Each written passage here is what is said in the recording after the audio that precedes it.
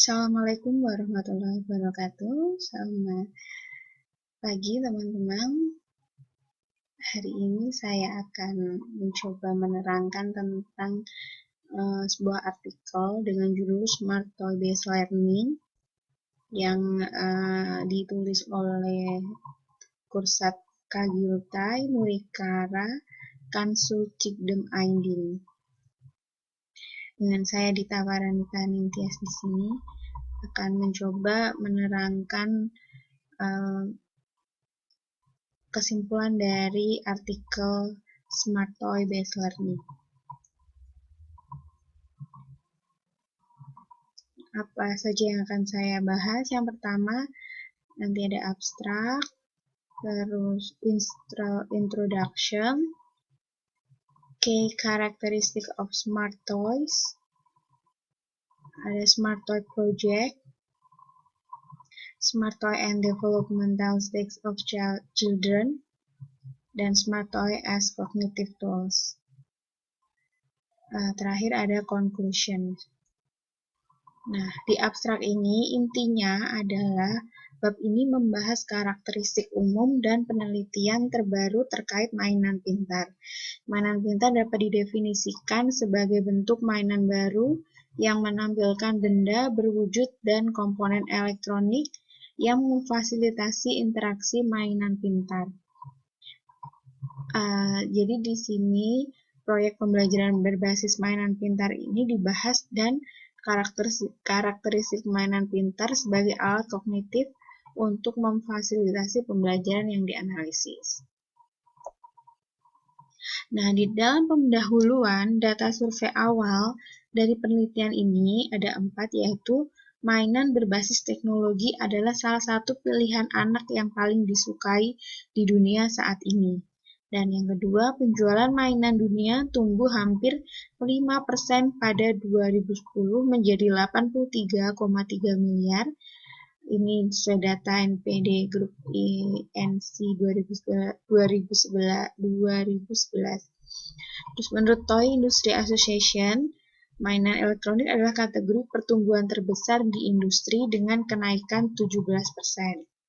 Dan yang keempat, laporan yang sama menunjukkan bahwa mainan elektronik dengan tujuan pembelajaran, pembeliannya sebesar 60% dari total mainan elektronik yang dibeli.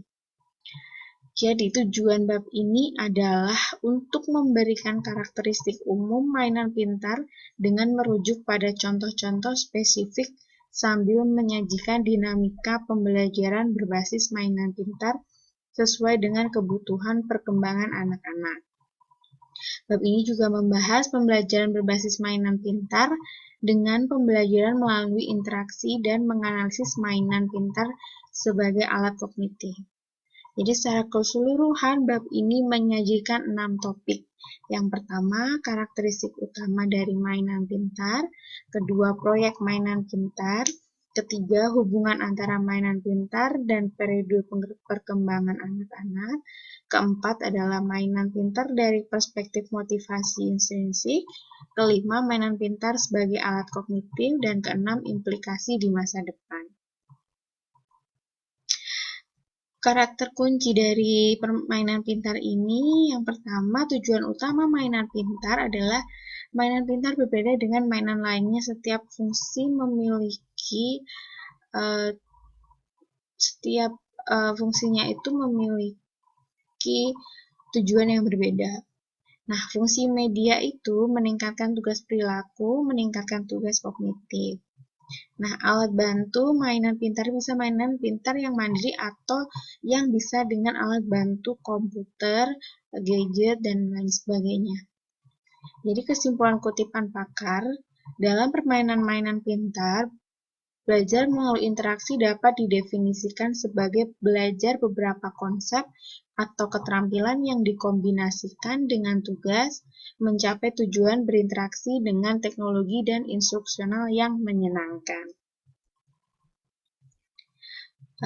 Yang selanjutnya ada Smart Toys and Developmental Stage of Children.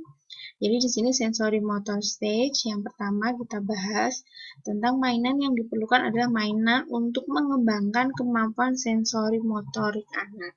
Jadi mainan pintar ini digunakan untuk membantu belajar suatu tindakan sederhana melalui tugas yang memiliki tujuan pembelajaran. Jadi sensori motorik halus yang diutamakan di sini karena untuk bermain dengan smart toy ini anak diajarkan juga untuk bergerak dan juga mereka menggunakan jari-jarinya kalau bermain dengan gadget atau komputer. Pre-operational stage, jadi proses kognitif sebagian besar ditekankan pada tahap ini. Meskipun proses perilaku juga dapat memainkan peran penting pada awalnya, oleh karena itu, mainan cerdas dengan tujuan perilaku dan kognitif sangat cocok untuk anak-anak pada tahap ini.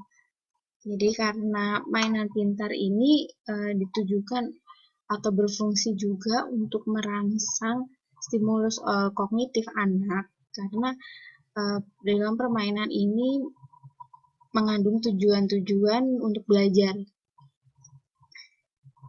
Concrete operation stage. Jadi di sini anak mampu untuk menghitung hubungan rasional, kegiatan numerik, dan pengklasifikasian.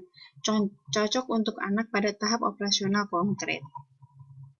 Formal operational stage, di mana mainan cerdas dengan tujuan kognitif canggih mungkin yang terbaik untuk anak-anak. Jadi pada tahap ini, anak-anak mulai menunjukkan preferensi untuk aplikasi berbasis komputer daripada mainan yang berbasis fisik. Smarter from the perspective of intrinsic motivation. Jadi di sini tantangannya mainan harus menantang dan memotivasi anak secara intrinsik. Karena kalau tidak menantang, anak-anak akan cepat bosan. Jadi diharapkan kalau menggunakan permainan pintar ini adalah mainan yang berlevel. Keinginan tahuan, jadi merupakan faktor intrinsik yang paling kuat. Karena mainan cerdas yang bertujuan kognitif membuat anak membangun pola pengetahuan cerita, kombinasi, perhitungan berdasarkan pilihan anak, dan dapat menumbuhkan rasa ingin tahu yang tinggi.